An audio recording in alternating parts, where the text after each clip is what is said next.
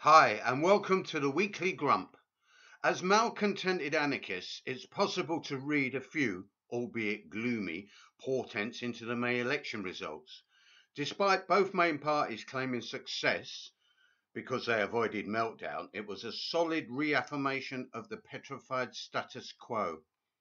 London was the only place where there was a surface change, with the election of Sadiq Khan as mayor, against a blatantly Islamophobic, covertly racist campaign by the embarrassingly divering Tory toff Zac Goldsmith and his crew.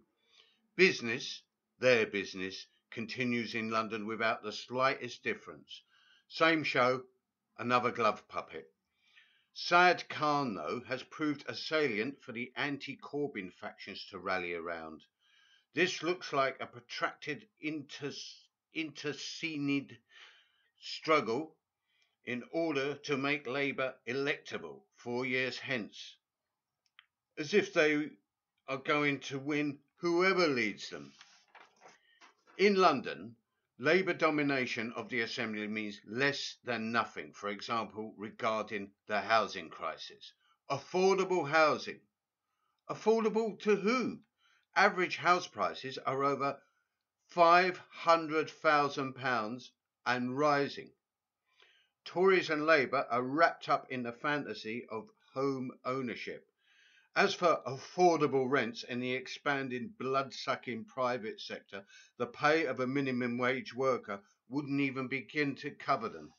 Meanwhile, council estates are bulldozed into oblivion, yuppie-dromes erected here all over London, particularly under Labour administrations. A London-wide turnout of 44% of registered voters is being held by the political establishment as some sort of vindication of democracy. In reality, the mayor has a mandate from less than 20% of the capital's population. Saad Khan and his new regime will be powerless to halt the slide into homelessness, unaffordable rents, social cleansing.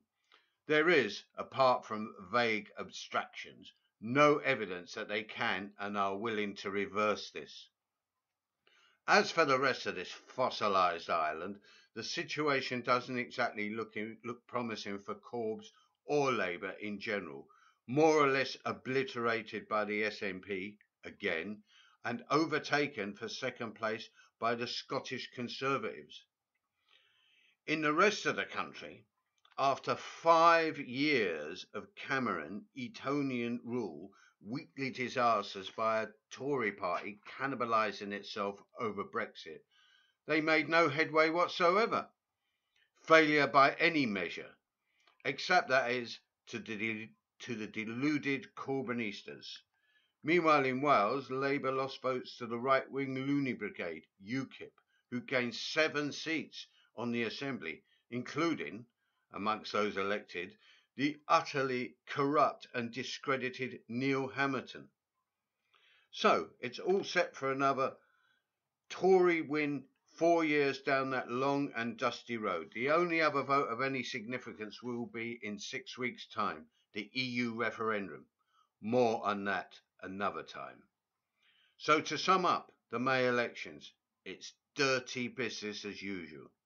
The terrible fact, awful for us anarchists, isn't so much the prospect of indefinite one-party electoral rule, but the absolute, so far, lack of any mass rebellion or fight back by those countless millions of individuals who are further pauperized, marginalized, and effectively disenfranchised. We now have over 1 million that are dependent on food banks. Large numbers of the working class appear to be voting u.k.i.p and in their directionless frustration spouting support for the reactionary Brexiters. Even the most oppressed, socially and economically excluded part of the working class are in a torpor. This is beyond rational explanation. No genuine grassroots movements or occupations, or even blind rage riots, despite the over-fertile landscape. Of course, we say it's only a matter of time before the whole rotten system implodes. But it's a real problem, because absolutely nothing meaningful is happening out there, despite the mounting frustration and seething anger. Sure, it's a question of time, but time is running out. As always, all we can realistically say under these dire circumstances is stand by for the unexpected. Whatever it is, bring it on, but bring it on quickly. Bye.